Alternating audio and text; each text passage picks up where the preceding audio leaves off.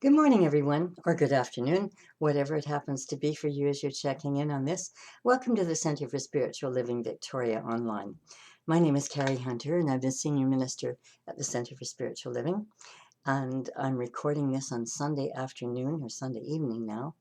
Our service was this morning at the Cook Street Village Activity Center, 380 Cook Street in Victoria. And if you'd like to join us there some Sunday, we would love to see you in person and to chat with you and share a cup of tea or coffee afterward and get to know you. So feel free to drop in if that moves you.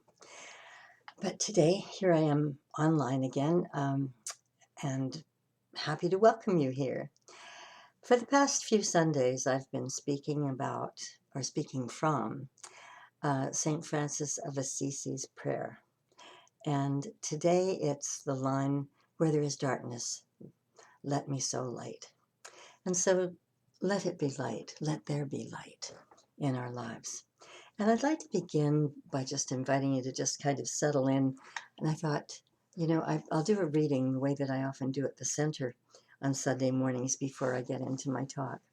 So I just invite you to close your eyes if that's comfortable for you, and just take these words into your heart. Um, I don't know. I don't know who wrote this. It's been translated from another language. That's as much as I know. Translated by a man named Henry Chadwick, and it's a message to God. Far too late have I begun to love you. Beauty so ancient, and yet so new. Late have I loved you. I now see that you were within, yet I was in the external world and sought you there. And in my unlovely state, I plunged into those lovely things which you made. You were with me, yet I was not with you. The lovely things kept me far from you. Though, if they did not have their existence in you, they would not have an existence at all. You called and cried aloud and shattered my deafness. You were radiant. You were resplendent. You put to flight my blindness. You were fragrant, and I drew my breath and now pant after you. I tasted you, and I now feel such hunger and thirst for you. You touched me, and I am set on fire to attain the peace that is yours. And what a beautiful place to be in life, to feel that we're set on fire to attain the peace of God within, the peace that passeth all understanding. I had an email from my dear friend John, who lives in Indianapolis. Had an email from him yesterday, and he was saying that, the world is such a messy place. And he was not about to become despondent because of it. I know he and I are both often troubled by what is happening in the world that is so negative and so hurtful. But he said that, he's been riding his bike and he's been gardening and cooking and playing bridge, doing things that he loves to do, which keep him happy. And I thought, what an interesting way to be out of the darkness and in the light. He has learned that the most positive thing that he can do is to do things that make him happy, not to wallow in things that are in what I call in the darkness. It is so easy these days with the wars going on, and particularly the first war that we've ever watched live on television. I think watching it live has made an enormous difference in our lives. It doesn't feel as if it's in some far off place. It's in our living rooms. And we are watching human suffering, and it is very easy to be despondent about that, to be angry, to get into a place of disappointment, distress, depression. And there are other things in the world that are not such happy things either. I mean, we've just been through 2 years of pandemic, and it hasn't gone away yet, much as we would like to believe that it has. And so it's all about the choices we make.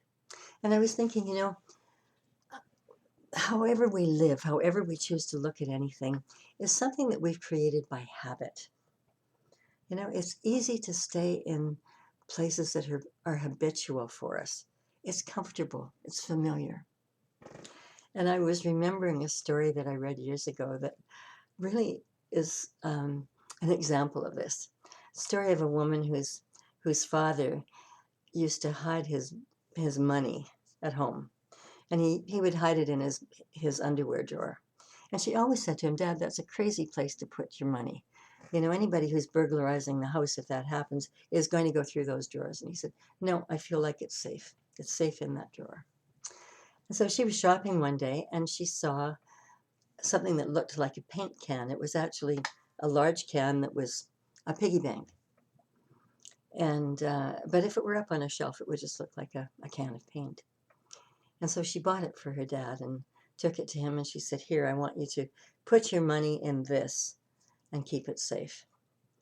And then next time she went back for a visit, she asked her mother how her dad was doing with the paint can. And her mom said, "Oh, he's put all of his money into the paint can and put the lid on it. And then he has stored the paint can in his underwear drawer." And I remember reading that and laughing and thinking, you know, old habits die hard. You know, there are things we don't want to change. They're out of our comfort zone, you know, or we just don't have enough care about them, whatever it happens to be. And so it's like that with our lives. It's such a metaphor for our lives in so many ways. There's a writer named Trina Paulus who said, "Like a butterfly, we must want so much to fly that we're willing to give up being a caterpillar." And isn't that true? How much do we want to fly? How much do we want to stay in that cocoon, in the darkness of the cocoon? Or are we just going to settle for being a caterpillar? Or are we going to spread our wings? You know, there are other stories that are like this. A little chick in an egg. At some point, the egg begins to become toxic, and the little chick starts pecking away at the shell to get out of it, to be able to breathe, to be able to live, because it would die if it stayed within. And it's the same thing with a baby in the womb. Comes a time to be born, that baby has to be born.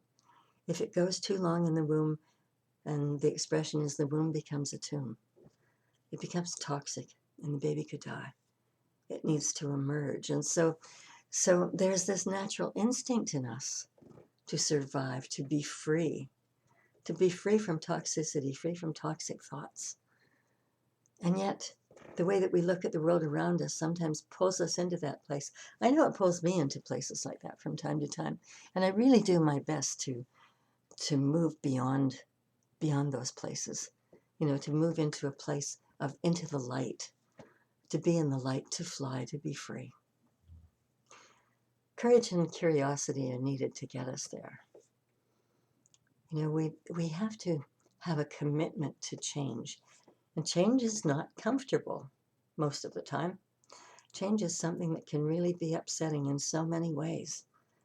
You know, I've read that moving house is as stressful as getting a divorce. I mean, or having a death in the family. Moving house.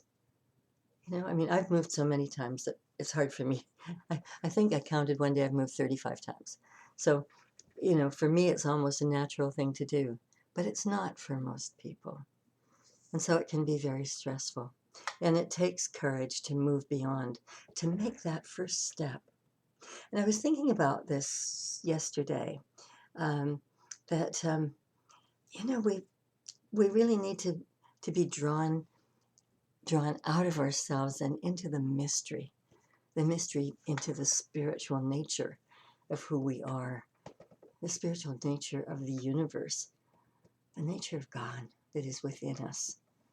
You know, a place where we're out of our comfort zones and at the same time feeling that we're absolutely fine to be out of our comfort zones.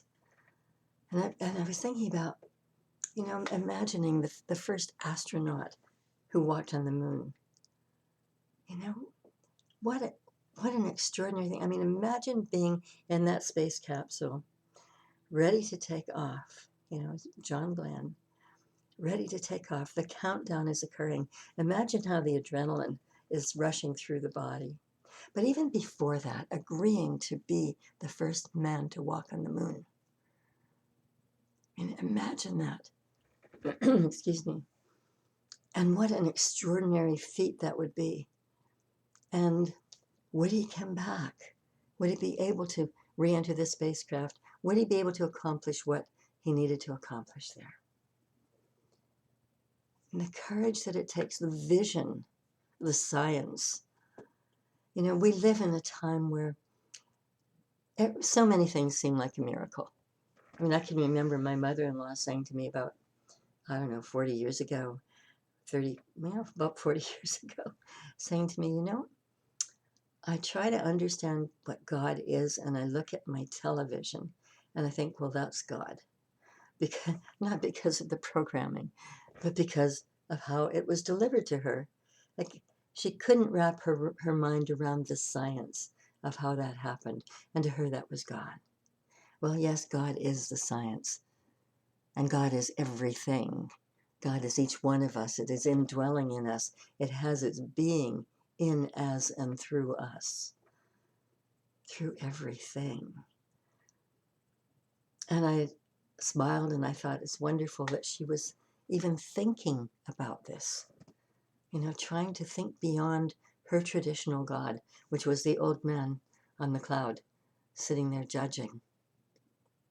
It takes courage to move beyond. And I went back to thinking about Columbus and how he set out and proved that the world was not flat. That just beyond the horizon that he could see was another horizon that he could see. When you see that great curvature of the earth when you're out in the ocean and it looks as if you're going to just drop off a cliff, but you keep on going and you don't drop off a cliff. The courage that it took, but also the courage that it took for him to be out at sea for a lengthy time, to get to the Americas, even though it wasn't where he set out to go. But I was at the World's Fair in Seville in 1992, and there were 3 replicas there of Columbus ships. And I was astonished at how small they were. I was assuming that these ships would be enormous. I don't mean enormous like cruise ships that have thousands of people on board today, but I thought that they would be enormous, and they were so small. And I stood on board the Santa Maria, or the replica of the Santa Maria, and I thought, oh my goodness, imagine crossing the ocean in this. And then the sides were kind of carved out down to the level of the deck. And I thought, what is that all about? You could easily just slip off into the ocean and be gone forever. And I don't know, but I suspect that it was because if the ocean was rough, if the waves were large, that the crew would strap themselves to the mast and the water would just wash over the deck. It wouldn't make the ship sink. It would go through that, what was an open passage. And again, I stood there just in awe, thinking of the courage, the commitment, the imagination that it took to get on those ships and to sail across the ocean, to sail to America. If we look at every major thing in history, we can be in awe of what the imagination has done, of what happens when we live in the light, when we move away from fear, move away from the worry about what might happen if we step out of our comfort zones. If we do something that is change, not just a little change, but a big change. Now we can see a lot of things step by step. I was reading the other day that someone is going to build a hotel in space. This is not a new concept. I was part of a group many years ago that was going to do something like this. But there is going to be a hotel in space so that space tourism becomes a reality. People just don't go up and come back down again very quickly. They will be able to go up and to stay for a week or 2 if they want to. Stay in luxury. And I read it would only probably accommodate 22 people. But imagine the thrill of that, or imagine the fear depending upon where you come from. And it doesn't mean that there's anything wrong with being fearful about going into space or about not wanting to. We all have different comfort levels, and we all have different things we want to do. Getting into space just might not be important to us. But there are things that are important that we might be ignoring in our lives. And if we're living in fear, in apprehension of doing new things, of making changes in our lives, then we're in a dark place. And the important thing is to rise above it, to a place where the lesser gives way to the greater, where the earthling gives way to outer space, whatever it is or however it is that you want to look at it. And it's the same thing with spirituality. We can just live as we are, as I was reading in the reading that I did before we started today, or just after we started. We can live separate from God, or we think we are. God's never separate from us. It's always there. We're the ones that step aside. But we can live without that conscious connection. Or we can step into conscious connection. And when we do, that's when the lesser gives way to the greater. That's when we live in expanded dimensions of life, finding meaning and purpose. Or else we're still in the dark. On our deathbed, will there be regrets? Things that we wanted to do that we didn't do. And as I was considering this today, as I was on my way to our center, I was remembering Wayne Dyer, one of the stories that he told. It was back in 1974, and he was a professor at New York State University. He had been away, and he was on his way home, and he felt compelled to turn off the road and to go out of his way to go to his father's grave. His father had passed away 10 years before, and Wayne had never known his father. He'd been angry with him. He knew that his father drank a lot. He simply wasn't there in the lives of his children or in the life of his wife. But Wayne found his grave, and he stood on his grave and he cursed him. And he told him he hated him, and that he would always hate him, and he would never forgive what he had done. And when he was finished and just railing at the universe, he went and got back in his car and went back on the freeway, heading back to New York. But something inside him was calling him to go back to his father's grave. Well, think about that. You've already been there. You went way out of your way to get there. I think it was something like a couple of hours. Now you're back on the highway driving toward home, and you're still feeling a calling to go back again. And he could have ignored it, but he didn't. He went back. And then he stood on his father's grave and forgave him and told him that he loved him and that he would always love him, that he didn't know him. He didn't understand what he had gone through in his life. He had no idea what the dragons were that he had to slay. And so he was giving this up here, right there on the spot. He got back in the car and he felt so much lighter. And he felt everything starting to change in his life, because up until then, he had been drinking too much, he'd been eating badly, he was in a bad relationship. His life was not really working for him.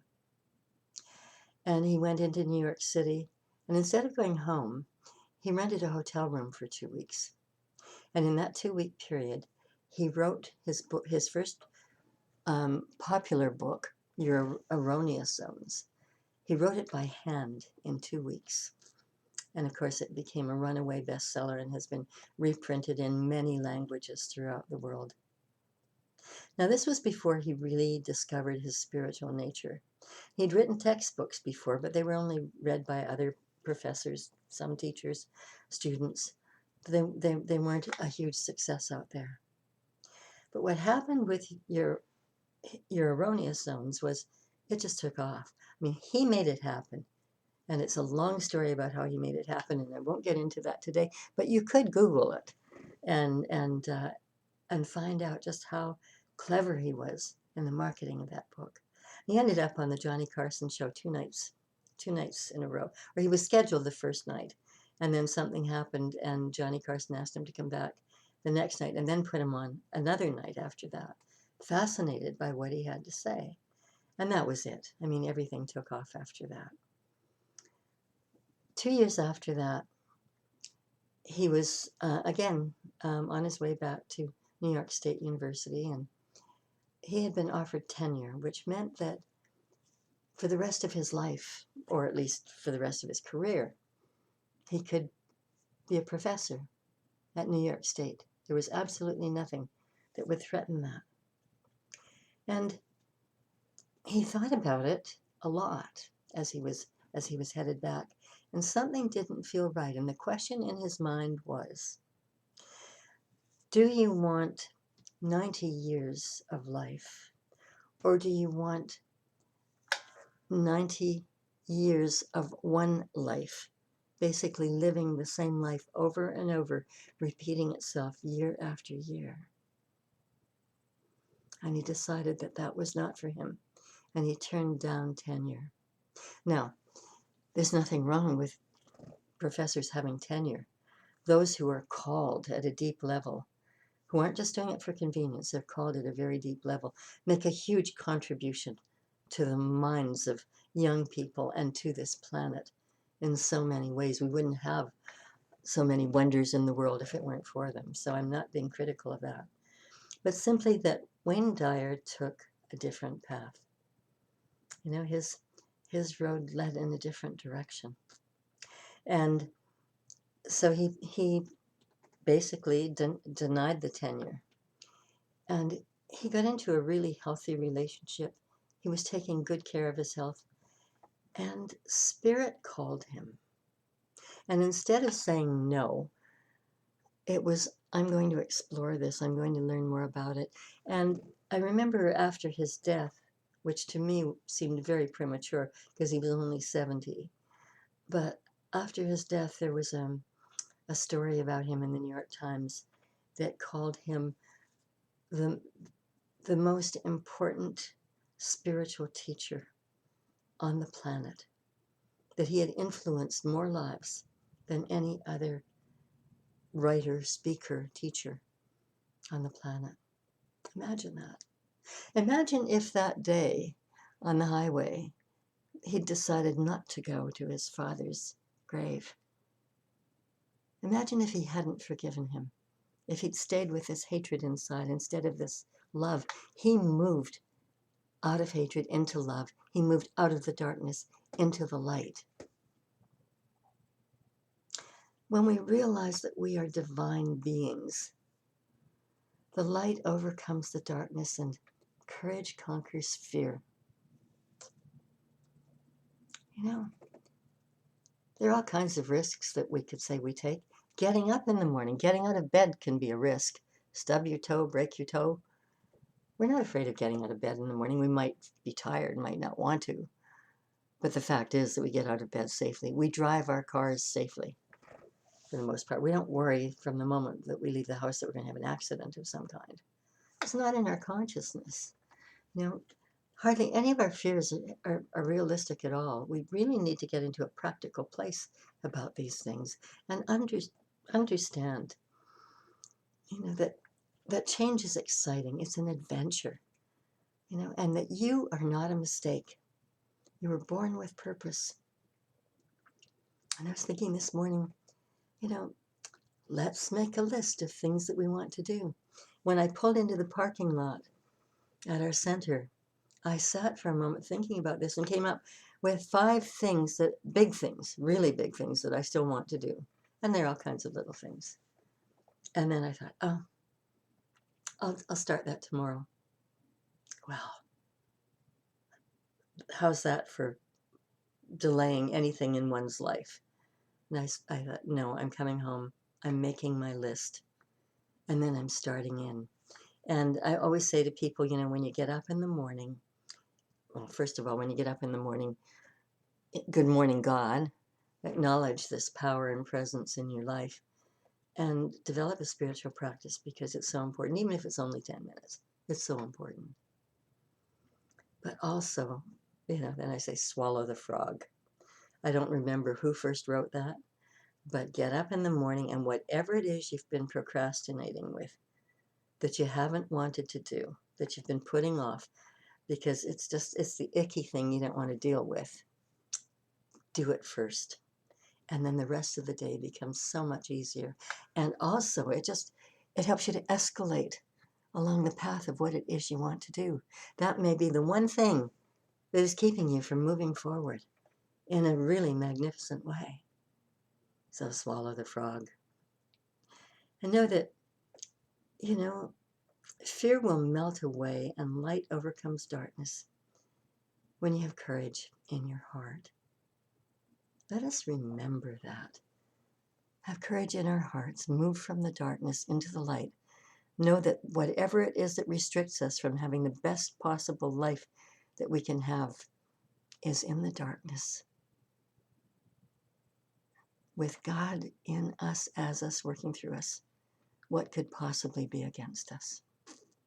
And I just invite you to close your eyes now again for a moment and to join me in this prayer. Beloved God, source of all there is, Creator, today I commit to face that which scares me. I refuse to be fearful of tomorrow. And so I place this situation and all related circumstances in your hands. I lay down my burdens in your loving care.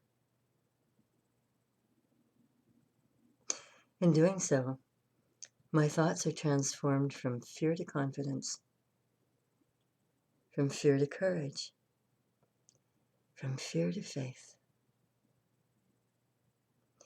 I live in your holy guidance. It continually reminds my mind that you have already handled this problem. You've already taken this burden from me. Tell me where you would have me go. What would you have me do? What would you have me say? And to whom? To whom, that my life might be a bridge from my problem to the answer. Right here and right now, I surrender myself to you with a loving heart, knowing I have risen up out of the darkness and into the light of your love. My heart overflows with gratitude, and so it is. Thank you for being here with me today. It's wonderful to have you here on screen, and I do hope that we get to meet you in person one day. If you'd care to make a donation to our center, we basically stay alive and thriving because of donations made by people just like you. And if you'd like to do that, please go to our website, www.cslvictoria.org, and there's a button there that says donate. If you click on that button, it will take you to PayPal. But if you read the fine print under PayPal, if you don't have a PayPal account, it will allow you to click on debit or credit card. And then we'll lead you to a place where you can insert your information and make a donation there if you wish to do so. Or you can send an e-transfer to donate@cslvictoria.org. That's donate@cslvictoria.org. We are so grateful for everything that you give, for who you be, for understanding this teaching and taking it on and being a beacon of light out there in the world. Bless you. Have a wonderful, wonderful week. And I hope to see you again. Bye for now.